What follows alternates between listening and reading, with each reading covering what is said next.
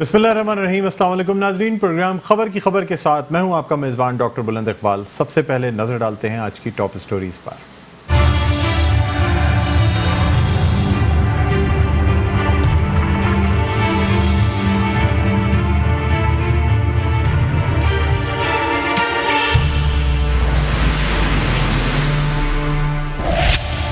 कराची में supreme court के हुक्म पर तजावुजात के खिलाफ ऑपरेशन। शहर के हर इलाके में हजारों की तादाद में ठेले पथारे कैबिन्स हटा दिए गए। फुटपाथ पर बनी पक्की दुकानें भी तोड़ दी गईं। सदर गार्डन, तारिक रोड, गुलिस्तान जौहर, लियाकताबाद, नई कराची और दीगर इलाकों में ऑपरेशन के बाद ताजिरों से मुतबादिल जगह का किया गया वादा ताहाल वफा न हो सका। ताजिर बेयारो मददगार, तजब्जुब का शिकार, कारोबार के लिए परेशान, मगर हुकूमती इक़दाम सिर्फ तसल्लियों तक महदूद। कराची में तजावुजात की भरमार। राशिद मिनास रोड पर कायम चेज़अप शॉपिंग मॉल और इम्तियाज सुपरमार्केट के सामने पार्किंग माफिया का राज। ट्रैफिक जाम मामूल बन गया, आवाम को परेशानी का सामना, गाड़ियों की कतारें मामूल बन गईं। कराची में गर्मी की शिद्दत और हीट स्ट्रोक के खदशात। आईजी सिंध के जिलाई सतह पर हीट स्ट्रोक कैंप्स लगाने के अहकामात। हीट स्ट्रोक कैंप्स में ठंडा पानी, मशरूबात और दीगर मुमकिन इक़दामात को यकीनी बनाने की हिदायत। समंदरी तूफान का खतरा। फिशरमैन कोऑपरेटिव सोसाइटी कराची का सिक्योरिटी अलर्ट जारी। कराची फिश हार्बर और इब्राहिम हैदरी से लॉन्चों की पोर्ट क्लियरेंस और रवानगी रोक दी गई।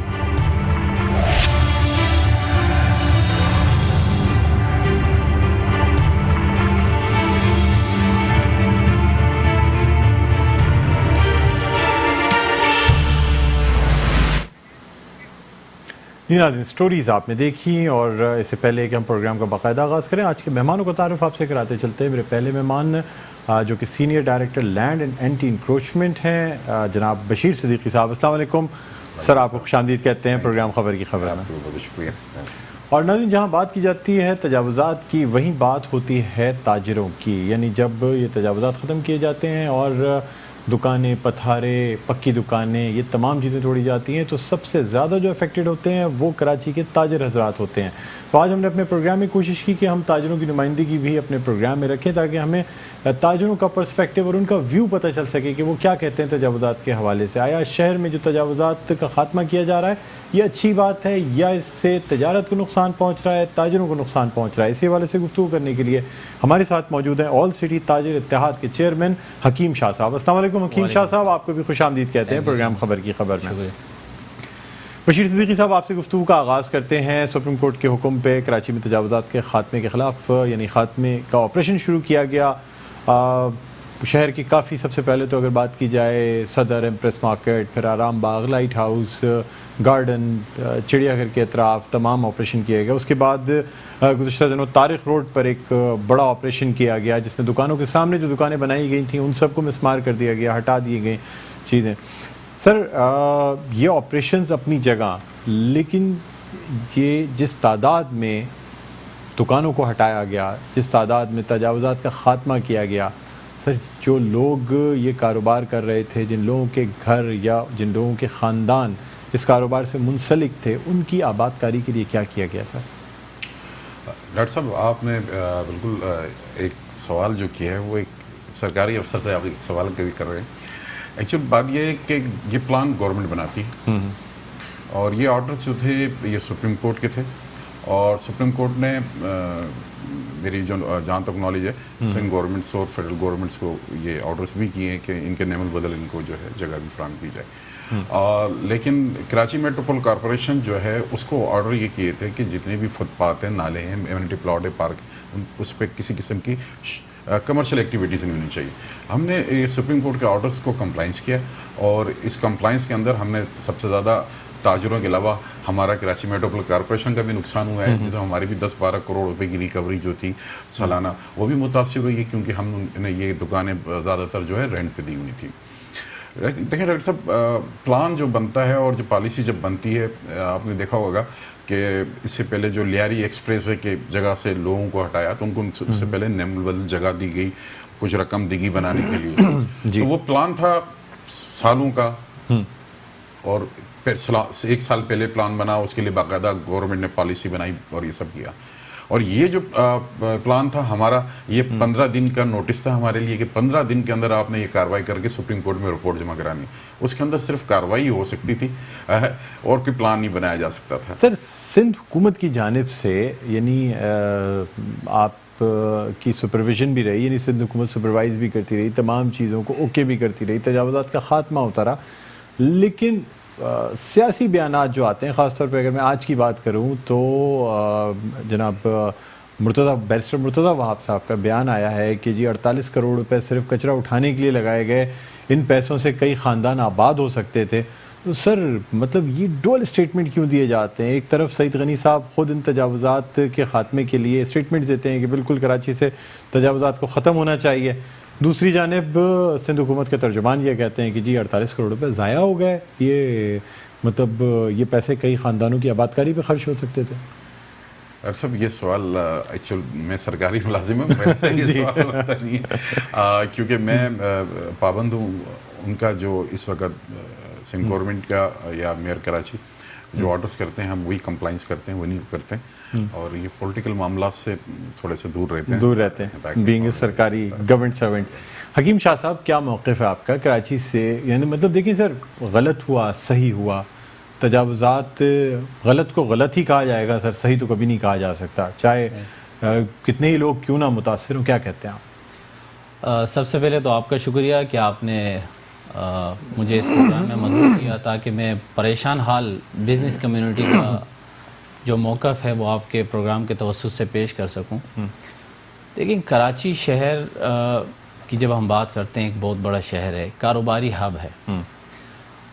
इसमें इंक्रोचमेंट की जब हम बात करते हैं तो हम इसकी तशरीह नहीं कर पाते कि इंक्रोचमेंट किस चीज़ को कहा जाता है। कार्रवाई जो की गई है वो लीगल दुकानों के ख़िलाफ़ की गई है, वो तजावुज़ात नहीं थी, आप उनको तजावुज़ात नहीं कह सकते। KMC की दी गई जो उनके लीगल डॉक्यूमेंट्स जो उन्होंने दुकानदारों को दिए हुए थे, और ये कोई 10 साल की बात नहीं है। KMC का ये कहना होता है कि कोई भी जगह, मकान, दुकान, जो चीज़ किराए पे दी जाती है मालिकाना हुकूक पे तो दी नहीं गई थी, तो मालिक जो है वो ये हक़ रखता है कि वो जब चाहे नोटिस देके अपनी जगह खाली करा सकता है। हमें इस पर कोई एतराज़ नहीं है कि तजावुज़ात के ख़िलाफ़ ऑपरेशन नहीं होना चाहिए। हमें एतराज़ जो है वो ऑपरेशन के तरीक़ेकार पे है कि इतने सारे लोग, लाखों लोग जो बेरोज़गार हो गए, आखिर वो कहाँ जाएंगे? वो इतने साल से अगर एक KMC इदारे को चला रहे थे, उनको बैंक के ज़रिए चालान पे कर रहे थे, तो रियासत की ये भी तो ज़िम्मेदारी है कि उनको रोज़गार फराहम करे, उनको मुतबादिल दें। बहुत बेहतर होता कि मार्केट के उन दुकानदारों के साथ बैठ के उनको पहले मुतबादिल दिया जाता, उसके बाद उन दुकानों को मसमार किया जाता। जहाँ हम बात करते हैं तजावुज़ात की, क्या कराची शहर साफ़ हो चुका? क्या उन जगहों से तजावुज़ात हट चुकी हैं जहां दुकानें मसमार की गई हैं? नहीं, और ज़्यादा तजावुज़ात बढ़ चुकी हैं। और जिन चीज़ों के कहने का मकसद ये है कि अगर हम बात करें प्रेस मार्केट की, सदर की, लाइट हाउस की, आराम बाग की, तो वहाँ दोबारा तजावुज़ात आ गई हैं। ये कह रहे हैं तजावुज़ात वहाँ भी। बशीर साहब क्या कहते हैं सर? ये तो कह रहे हैं कि जी वहाँ से असल मालिकान को हटा दिया गया और अब वहाँ पे वाकई हकीकी सूरत हाल में तजावुज़ात वापस आ चुकी हैं। देखिए, हमने अब कार्रवाइयाँ जो शुरू की थी डॉक्टर साहब, हमने पहले हार्ट जो हमारी इंक्रोच थी, हमने उसको पहले मसमार की, और ये अभी रियल मैं आपको बताएं कि अब तजावुज़ात अभी कराची, ये शहर कराची जो है अब तकरीबन 3 करोड़ आबादी का शहर हो गया, और इस 3 करोड़ की आबादी के शहर में जो सबसे बड़ी वबा है, बीमारी है, गंदगी है, वो तजावुज़ात है, वो चाहे वो किसी सूरत में। सर, तजावुज़ात कहते किसे हैं? अगर KMC अगर कोई मार्केट जो है वो नाले पे या किसी नॉर्मल जगह से हट के, कमर्शियल जगह से हट के, अगर KMC कोई अपनी मार्केट बनाती है और KMC खुद एक इदारा होते हुए वो KMC जो है वो दुकानदारों को किराए पे ये दुकानें देता है, तो क्या ये भी तजावुज़ात कहलाएंगी? तजावुज़ात का तो मतलब ये हो ना कि अपनी हद से तजावुज़ करना। यानी अगर मेरी जो हद है वो मेरे घर की हद अगर यहाँ तक है और मैं फुटपाथ के ऊपर कोई चीज़ लगाऊंगा तो तजावुज़ात में चीज़ें आएंगी। बिल्कुल डॉक्टर साहब, देखिए मैं आपको मिसाल देता हूँ कि जैसे अभी हमने फ्रेम मार्केट, दुपट्टा गली वाली मार्केट जो हमने मसमार की है, 280 दुकानें थी, वो फुटपाथ के ऊपर वो लोग थे जो उस वक़्त ठिया या पथारा या ये समझ जस्ट लाइक आप समझ रेडी लगाते थे। ये उस वक़्त आज से 40 साल 45 साल पहले इनको जो है इन पत्थरों की सूरत में 4x4 को अलॉट कर देगी कि उस वक्त ट्रैफिक की रवानी इतनी थी, आबादी कम होती थी 40-50 साल पहले।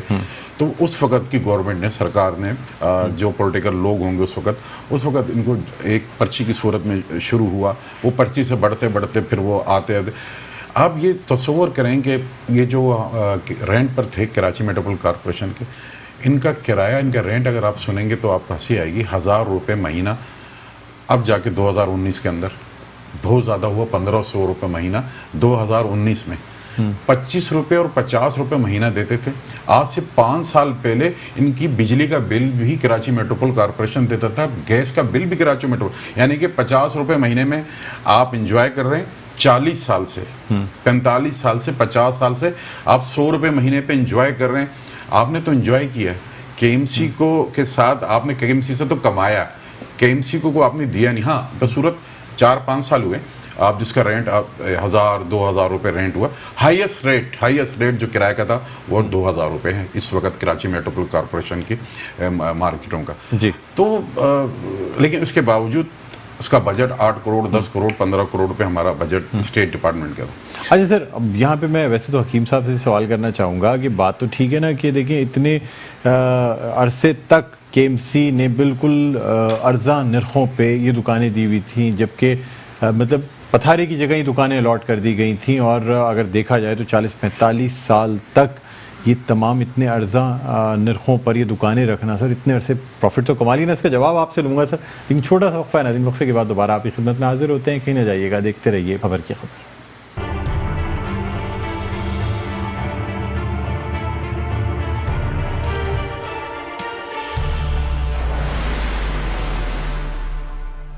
जी व्यूअर्स, वेलकम बैक। आप देख रहे हैं प्रोग्राम खबर की खबर। मैं हूं आपका मेज़बान डॉक्टर बुलंद इकबाल। हमारे साथ मौजूद हैं senior director land and anti encroachment Bashir Siddiqui साहब। इसके अलावा हमारे साथ मौजूद हैं ऑल सिटी ताजिर इत्तेहाद के चेयरमैन हकीम शाह साहब। और ब्रेक पे जाने से पहले मैं हकीम शाह साहब से ही सवाल कर रहा था कि तकरीबन 4 दिहाइयों से या 5 दिहाइयों से जो फ़ायदे उठाए गए केएमसी से, अर्जा नरखों पर दुकानें लेकर, किराए पे वो अपना कारोबार सजाकर, अब अगर सुप्रीम कोर्ट के ऑर्डर्स आए और केएमसी को ये तमाम तजावुज़ात ख़त्म करनी पड़ी या ये दुकानें ख़त्म करनी पड़ी, तो फिर क्या शिकायत है सर? बस 4-5 दिहाइयाँ बहुत होती हैं ना सर। देखिए मतलब ये अगर आप इस रेंट का मवाजना प्राइवेट रेंट से करें तो सर कोई मुकाबला ही नहीं है। 10% भी अगर मैं कहूँ तो ये भी शायद ज़्यादा हो, 5% या 2% के ऊपर आप लोग ये दुकानें मतलब सजा कर इसमें अपना कारोबार इंजॉय कर रहे थे। बिल्कुल, देखें हरगिज़ ऐसा नहीं है कि जब से ये दुकानें दी गई थी आम शहरियों को, तो उस वक्त किराया 30 रुपये स्टार्ट हुआ था, कई जगहों पे 50 रुपये स्टार्ट हुआ है, और ये वक्तन फ़वक्तन बढ़ाया गया है किराया।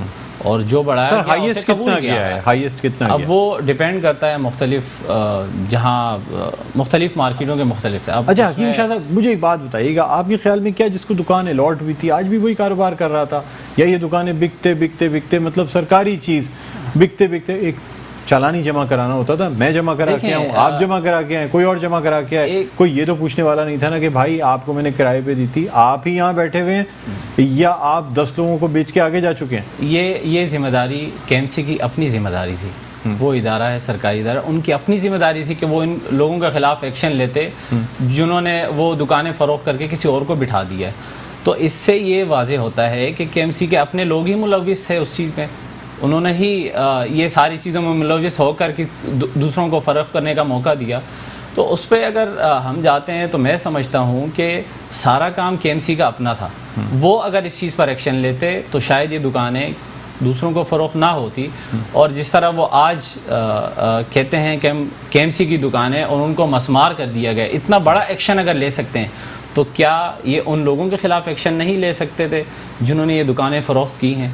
सर एक सवाल आपसे और पूछना चाहूँगा, इसी से ज़िमनी सवाल है मेरा। सर अगर कोई शख्स अपनी दुकान बेचकर चला गया, नाम पे उसी के अभी मतलब किराया नामा जो है ना वो उसी के नाम पे था, आगे 10 लोगों को दुकानें बिक चुकी हैं, अब जब क्लेम का वक्त आता है, केएमसी जब दोबारा आबादकारी करेगी तो उस शख्स को बुलाया जाएगा जिसके नाम पे शुरू से दुकान थी।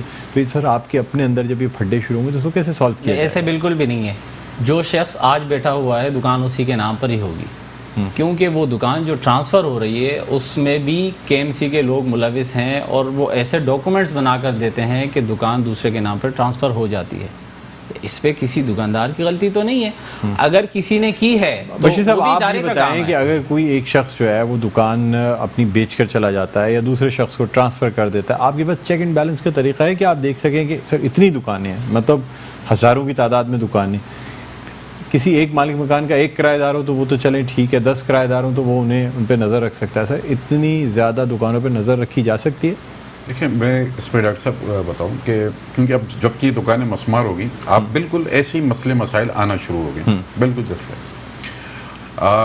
कुछ ऐसा सिलसिला हो रहा है कि एक दुकान के 3-3 मालिक भी आ गए इसी तरह हमारे पास, और वो ये कह रहे हैं कि मैंने इनसे ख़रीदी थी और इन्होंने आधे पैसे कीमत दी थी, और एक दुकान जो है उसके उन्होंने तरीक़ाकार किया हुआ था कि एक दुकान को उन्होंने बीच में दीवार खड़ी करके एक दुकान को उन्होंने किराए पे दी हुई और उसका किराया 30,000 40,000 रुपये, और KMC को 600 रुपये महीना, और दूसरी दुकान पे उनकी अपनी दुकान थी। ऐसे कई मिसालें आई हैं। अब जब केस सामने आए, अब वो जो किराएदार है वो भी इस तरह आ रहा है कि अब मुझे भी दुकान दी जाए, 30 साल से तो मैं इनका किराएदार हूँ, गवर्नमेंट का तो नहीं, फीस तो ये भरते थे। मतलब इस किस्म की चीज़ें आ रही हैं। बिल्कुल मैं शाह साहब की इस बात से मुत्तफिक हूँ, क्यों ना उनके खिलाफ भी कार्रवाई की जाए, उन अफसरों की भी जो लोग उस वक़्त ये नहीं कर सके।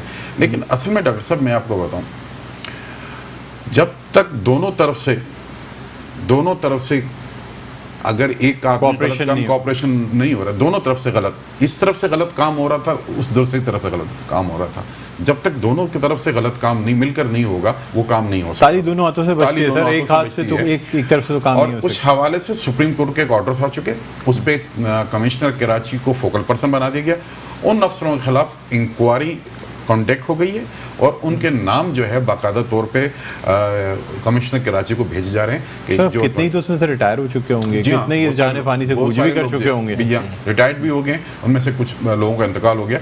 लेकिन इंक्वायरी होने से ये तो साबित होगा कि मुजरिम कौन कौन थे। तो सर ये जो ताजर तंजीमें हैं, मतलब आप लोग जो हैं, आप जो नुमाइंदा तंजीमें हैं, तो क्या ये बेहतर नहीं होगा कि आप लोग भी एक नुमाइंदा तंजीम होने के नाते अगर ताजर आप पे ट्रस्ट करते हैं तो फिर आप इस बात का फैसला करें कि हाँ सही हकदार कौन है, जिस इलाके की, जिस मार्केट की जो तंजीम है वही अपने मेंबर्स को अच्छी तरीके से जानती है ना। तो फिर अगर इस टाइप के डिस्प्यूट्स KMC जाएंगे तो ये मामले तो फिर और, यानी जो मुतबादिल जगह फराहम करने का जो मसला है उसमें तो और देर होती चली जाएगी ना। फिर देखें, हम स्पेशली ऑल सिटी ताजिर इत्तेहाद जो है, जो कराची की ताजिर नुमाइंदा तंजीम है, उसने शुरू से ही कोशिश की है कि अपने ताजरों के लिए, उनके जायज़ हक़ के लिए आवाज़ उठाए। हमने हमेशा बात की है हर इदारे से कि हम कोऑपरेट करने के लिए तैयार हैं, बजाय इसके कि कराची शहर में अफरा तफरी पहले, ताजिर परेशान हो, आम शहरी परेशान हो। अब बैठें, हम बात कर सकते हैं कि लाएअमल ऐसा बना सकते हैं जिससे अफरा तफरी भी ना फैलें और जो ताजिर मुतासिर हुए हैं उनको एक एहसन तरीके से उनको मुतबादिल भी मिल जाए। लेकिन यहाँ ऐसा है कि हज़ारों की तादाद में दुकानें मस्मार हो गई हैं, लाखों की तादाद में ताजिर जो हैं वो बेरोज़गार हो गए हैं। कुछ मार्केट्स को मुतबादिल जो है वो दिया गया है, लेकिन मुतबादिल दिया ज़रूर गया है, लेकिन सारी जगहें डिस्प्यूटेड हैं। कोई भी ताजिर ये नहीं कह सकता कि उनको जगह मिल गई और उस जगह पे बैठ चुके हैं। जितनी मार्केट्स हैं जिनको मुतबादिल दिया गया है, आज भी वो सब ताजिर जो है वो परेशान हैं। डिस्प्यूटेड किस सेंस में? यानी अभी भी जो है मतलब आबादकारी हो गई है लेकिन आप कह रहे हैं कारोबार शुरू नहीं हो सका। देखें, मैं आपको बताता हूँ कि उमर फारूक मार्केट जो इम्प्रेस मार्केट में मस्मार की गई थी, उनको जगह दी गई थी खड्डा मार्केट खारा दर में। वहाँ एक प्लॉट दिया गया कि यहाँ पर आपकी दुकानें तामीर आप करेंगे, जबकि वहाँ कोई काबिज़ है और वो उनको जगह नहीं बनाने दे। इसी तरह कुछ दुकानदारों को जगह दी गई। वहीं पर एक मार्केट है शहाबुद्दीन मार्केट जो सदर में ही वाक़ है, वहाँ पर दी गई। वहाँ पर कैंटोनमेंट बोर्ड कहता है कि ये हमारी जगह है, और ये 11 साल पहले मुस्तफ़ा कमाल साहब जब मेयर थे उस टाइम पर हमने उनको 3 साल के लिए एग्रीमेंट पर दी थी, उनको 11 साल हो गए। अब और दुकानदार यहाँ आएंगे जिनको हम ये जगह नहीं देंगे, ये केएमसी की जगह। बशीर साहब क्या कहते हैं सर, ये तो बड़ी अजीब सी सूरत है। नहीं डॉक्टर साहब, इससे मैं कुछ डिफरेंट है, मैं आपको बताऊँ। देखिए, सबसे पहले तो कराची मेट्रोपॉलिटन कॉरपोरेशन जो है वो नेमुल बदल जगह देने की पाबंद नहीं है। कभी भी ऐसा मुमकिन ही नहीं है कि अगर आप तस्वर करें कि आपका कोई किराएदार हो, और क्योंकि जब तक सरकार का माल होता है तो हर आदमी उसके ऊपर समझता है कि मेरा हक है। अगर मेरे पास अगर कोई घर में किसी को किराए पे या दुकान किराए पे दूंगा, चाहे वो 20 साल का हो 25 साल का हो, जब मैं उसको कहूँगा कि आप दुकान खाली करें, या तो वो मुझसे ये हक नहीं मांगता कि मैं उसको कोई दुकान दूसरी दूँ उसको। लेकिन कराची मेट्रोपॉलिटन कॉरपोरेशन ने ये साबित किया है, और इसके मेयर वसीम अख्तर साहब ने कहा कि जो दुकानें हमारी रेंट पे थी हम उनको नेमुल बदल जगह देंगे। अच्छा, जहाँ जहाँ जगह बनती जा रही थी, जिन मार्केट में जगह होती जा रही थी, हमने वो अलाटमेंट उनको दी है। जिन मार्केट का जिक्र ये कर रहे हैं शाह साहब, ये जिक्र कर रहे हैं खड्डा मार्केट में। एक खड्डा मार्केट है हमारी, हमने उसको मसमार की हुई है उसको दोबारा बनाने के लिए। और जब तो उस मार्केट के अंदर सिर्फ और सिर्फ एक मस्जिद का प्लॉट है छोटा सा, जिसमें से 20 से 22 दुकानदार मुतासर हुए। हमने वो कचरा कुंडी थी, वो हमने मसमार कर दिए। वो इत्तेफाक से वो केस मेरे पास ही आया था, वो मैंने उनको क्लियर करके दे दिया। सेकंड, जो दूसरी बात ये कर रहे हैं वो है शाहबुद्दीन मार्केट, वो लायंस एरिया प्रोजेक्ट के पास है। उसमें मिनिस्टर लोकल गवर्नमेंट सईद गरीब साहब से बहुत अच्छे तरीके से बात थी, बल्कि वो खुद इंटरेस्टेड थे कमिश्नर कराची साहब के साथ मीटिंग करके, कि उन्होंने कहा कि मैं ये आपको सीएम से, क्योंकि अथॉरिटी सीएम है वो ज़मीन देने की, तो उन्होंने वो फाइल करके सीएम को भेजी, वहाँ से वो फाइल आ जाएगी, तो इंशाल्लाह ये डिस्प्यूट ख़त्म हो जाएगा। कराची मेट्रोपॉलिटन कॉरपोरेशन ने जहाँ जहाँ उसकी अपनी जगह खाली थी वो सब अलॉट कर दी। अब ये डिस्प्यूटेड थोड़ा सा सिंध गवर्नमेंट और कराची मेट्रोपॉलिटन कॉरपोरेशन के दरमियान है, क्योंकि वो कुछ जगह सिंध गवर्नमेंट की है, जो जगह खाली है, जिस पे सईद गनी साहब ने कोशिश कर रहे हैं। वज़ीर बल्दियात खुद इंटरेस्टेड हैं मेयर कराची के साथ मिलकर इन 3000 आदमियों को एडजस्ट करने के लिए। हकीम शाह साहब, आप जो कराची लाइट हाउस की जो पुराने कपड़ों की मार्केट है, लंडा बाज़ार मार्केट, उसके भी आप प्रेसिडेंट हैं। वो तो तमाम पथारे थे, ठेले थे, ऐसे दुकानदार जिनके ठेले या पथारे बिल्कुल ही टेम्परेरी जिसे हम कहते हैं, उनको हटाया गया। उनकी आबादकारी के लिए आपकी एसोसिएशन कुछ कर रही है? देखिए, वहाँ 300 दुकानें मसमार की गई और ठेले पतारे आज भी मौजूद हैं। वो 1952 में ये मार्केट जो है केएमसी ने खुद बनाई थी और वहाँ लोगों को बिठाया था। मतलब पिछले 66 साल से वो किराया दे रहे थे, और हम वहाँ आप ये नहीं कह सकते कि वो इंक्रोच्ड हुआ कोई जगह थी। वहाँ जो पथारे या ठेले वगैरह लगते थे, उनसे हमारी एसोसिएशन का या किसी भी मेरे ख्याल से ताजिर बरादरी उसको ऑन नहीं कर सकती। जो बाकायदा दुकानें थी वो तमाम। सर, हकीम शाह साहब का ये कहना है कि दुकानें हटा दी गई, ठेले अभी भी अपनी जगह मौजूद हैं। बिल्कुल ऐसी सही बात है, ये सही कह रहे हैं। मेरे हर मार्केट्स में एसोसिएशन के लोग मेरे से मिलते रहते हैं, कार्य करते हैं।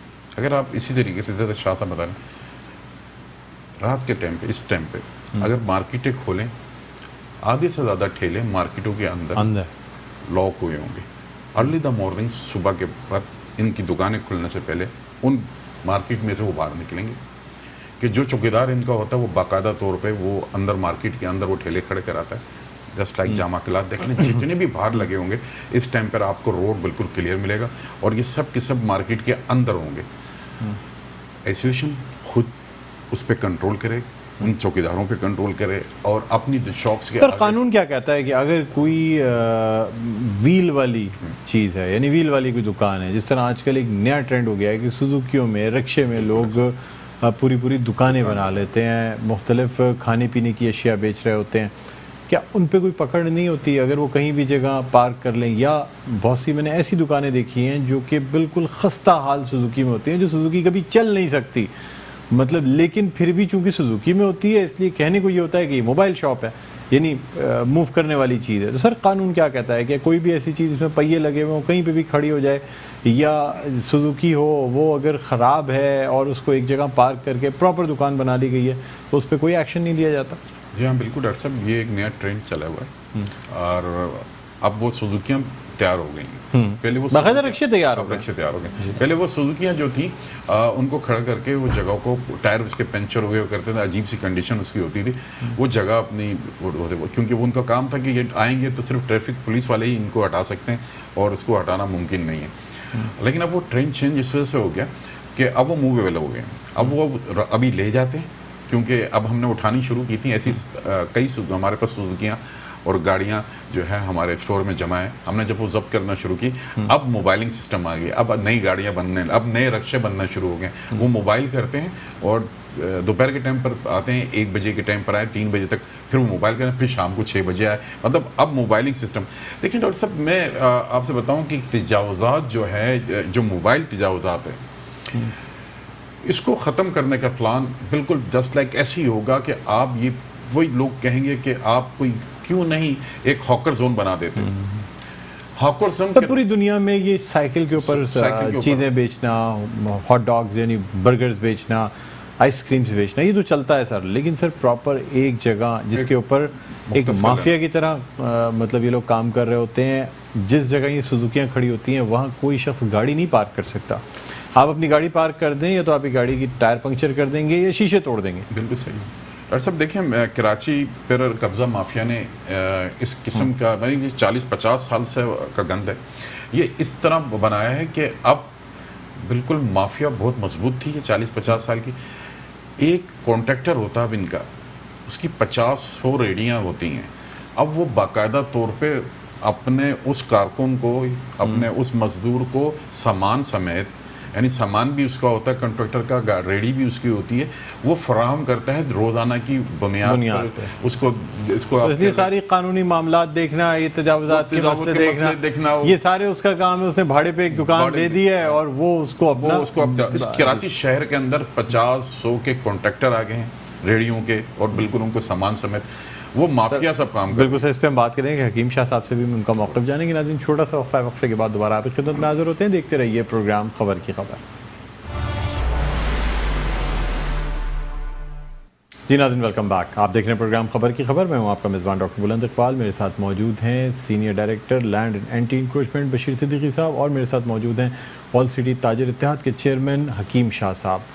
ब्रेक पे जाने से पहले बात हो रही थी कि जो मोबाइल शॉप्स होती हैं या जो रेडियाँ लगती हैं, ठेले लगते हैं, इनके बाकायदा कॉन्ट्रैक्टर्स होते हैं और ये अब एक माफिया की सूरत अख्तियार करते जा रहे हैं। यानी 100-100, 200-200 पथारे, ठेले, एक कोई कॉन्ट्रैक्टर कंट्रोल करता है, तमाम चीज़ें उसी ने प्रोवाइड करनी होती हैं, और उसके बाद ये जो दुकानदार या जो ठेले वाले होते हैं दरअसल उजरत पे या किराए पे ये काम कर रहे होते हैं। क्या कहते हैं हकीम साहब? देखें डॉक्टर साहब, जैसे डायरेक्टर साहब ने बात की कि ठेले पतारे जो है वो मार्केटों में रात को आके खड़े कर दिए जाते हैं और फिर वहीं से निकल के वो बाहर रोडों पे आ जाते हैं। मैंने पर्सनली ख़ुद, चूँकि ये एक इदारे का काम भी नहीं है, इसमें अगर हम देखें डिस्ट्रिक्ट पुलिस भी है, इसमें जो है हमारी जो ट्रैफिक पुलिस है वो भी है, KMC, DMC, तो ये चारों इदारे हैं। ये जब तक कि मिल के काम नहीं करेंगे, ये जो इंक्रोचमेंट का नासूर है ये ख़त्म नहीं होगा। बिल्कुल हमने बाकायदा कहा है, हमने एप्लीकेशंस दी हैं जहाँ ठेले पतारे खड़े होते हैं कि आप उनको रात को जाके ज़ब्त कर लें, लेकिन नहीं किए जाते। अब जैसे डायरेक्टर साहब ने ख़ुद कहा कि 100 ठेलों के कोई एक जो है वो बीटर होते हैं, वो अब कौन सा बीटर पकड़ा गया, किसी के ख़िलाफ़ कार्रवाई की गई? ये हमारा काम तो नहीं है, ये इदारे का काम है, पुलिस का काम है कि वो मेंशन करे कि आप ये चीज़ें गिरफ्त में आती जाएंगी। हम उनकी हिमायत में तो नहीं आएंगे, उनको आप पकड़ेंगे तो इंक्रोचमेंट ऑटोमेटिकली ख़त्म हो जाएगी।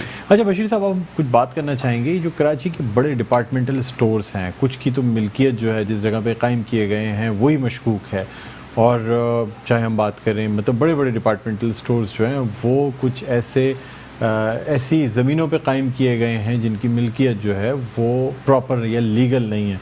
इसके अलावा अगर हम आजकल रमज़ान से पहले जो रश का आलम देख रहे हैं, अगर आप राशिद मनास रोड पे सफ़र कर रहे हैं तो आप दोपहर के वक्त इवन 3 बजे के बाद अगर आप मिलेनियम मॉल से चलते हैं तो आपको सोराबकोट पहुंचने में 1.5 से 2 घंटे लग रहे हैं।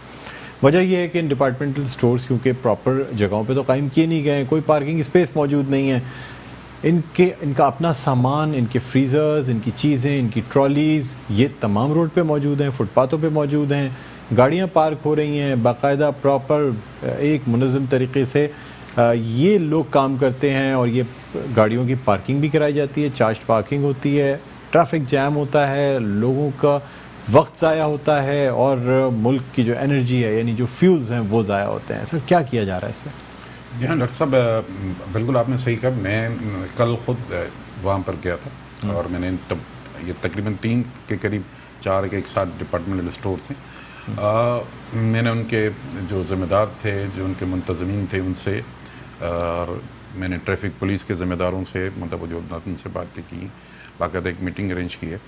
एक्चुअल प्रॉब्लम जो आ रहा है वो सिर्फ़ और सिर्फ जो मैंने वहाँ देखा है पार्किंग का आ रहा है और लोग गाड़ियाँ पार्क करते हैं वहाँ पे और वो करवाई जाती हैं। पार्किंग इस हिसाब से होती है कि रमज़ान का सीज़न आ गया, लोगों का रश बढ़ गया इन डिपार्टमेंटल स्टोर के ऊपर। इन्होंने अपनी जो पार्किंग एरिया है उसमें तो इन्होंने स्टोर बना लिए और उसके अंदर रूल ये कहता है कि जब भी इतना बड़ा कोई डिपार्टमेंटल स्टोर बनेगा उसकी पार्किंग बनाई जाएगी। इन्होंने वो मैप तो पास करवाया है पार्किंग का, लेकिन उसको उन्होंने बना दिया है अपना डिपार्टमेंटल स्टोर, वहाँ पे स्टोर बन गया और पार्किंग इन्होंने बाहर नदियों पे रोडों पे ला के खड़ी कर दी है, जो कि खुल्लम खुल्ला जो है वो एक वायलेशंस है इसकी। और इस वायलेशन की वजह से पूरा कराची गुज़श्ता दिनों इम्तियाज़ सुपर मार्केट का स्टोर जो है वो भी सील किया गया, मुख्तलिफ और डिपार्टमेंट स्टोर्स के जो स्टोर रूम होता है, जो गोदाम होता है वो सील किया जाता है। एक हफ्ते की बात होती है सर, फिर दोबारा ये खुल जाते हैं, फिर दोबारा कारोबार उसी तरह शुरू हो जाता है, ट्रैफिक जैम उसी तरह शुरू हो जाता है। जी बिल्कुल आप सही कह रहे हैं। अब डॉक्टर साहब अगर आप देखेंगे तो कराची में ज़्यादातर जितने भी डिपार्टमेंटल स्टोर्स हैं उन्होंने अपनी जो पार्किंग है उसको स्टोर बना कर रखा हुआ है। तो सर इस पे क्या कार्रवाई की जाएगी? क्या इन स्टोर्स को सील किया जाएगा? डिपार्टमेंटल स्टोर्स को सील किया जाएगा? क्या किया जाएगा? इसको देखें, एक्चुअली ये बिल्डिंग कंट्रोल अथॉरिटी का काम है। इनको चाहिए कि इस पे एक्शन लें, वायलेशंस हो रही है चाहे उसको सील करें, चाहे वो जगह मसमार करें जहां पर स्टोर बना है उस पर पार्किंग होनी चाहिए।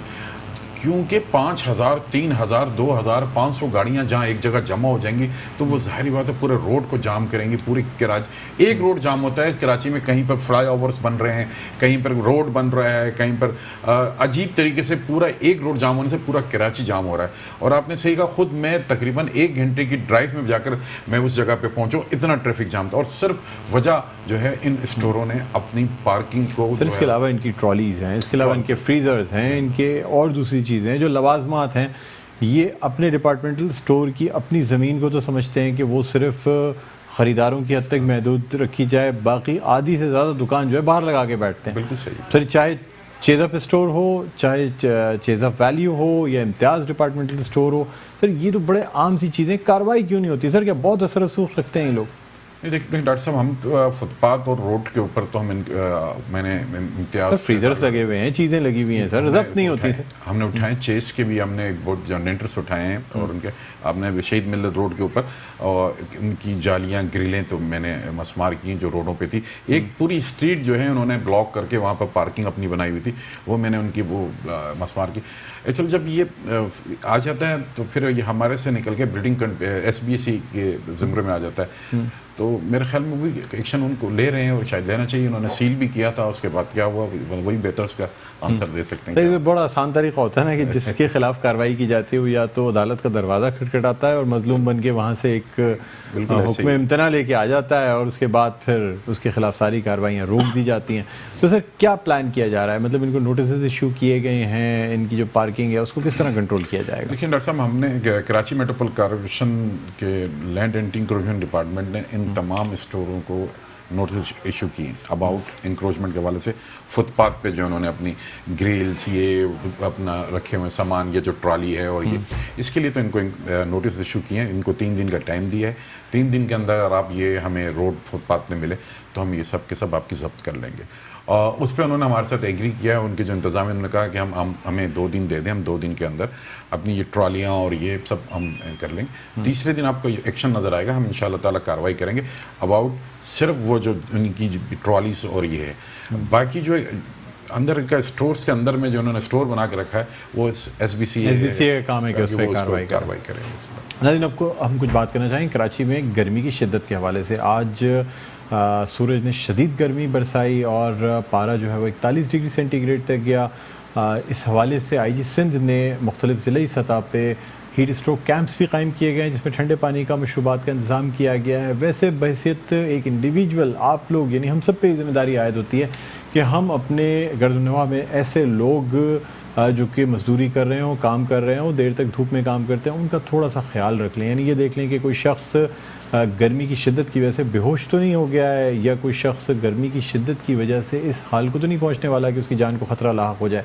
तो उस सूरत हाल में कुछ एहतियाती तदाबीर हैं वो कर लेनी चाहिए। धूप से जितना हो सके इंसान को बचना चाहिए। इसके अलावा कपड़े जो हैं सूती कपड़ों का इस्तेमाल करना चाहिए, यानी कॉटन के कपड़े पहनने चाहिए, लाइट कलर या हल्के रंगों के कपड़े पहनने चाहिए जिनकी वजह से रोशनी या धूप जो है वो रिफ्लेक्ट हो जाती है। इसके अलावा कोई गीला कपड़ा, रुमाल या तौलिया साथ रखना चाहिए। सर के ऊपर सर को ढांप के रखना चाहिए, कवर करके रखना चाहिए। कोशिश ये करनी चाहिए कि सर और गर्दन का जो हिस्सा है वो सूरज की बिल्कुल बराह रास्त तपिश से बच सके।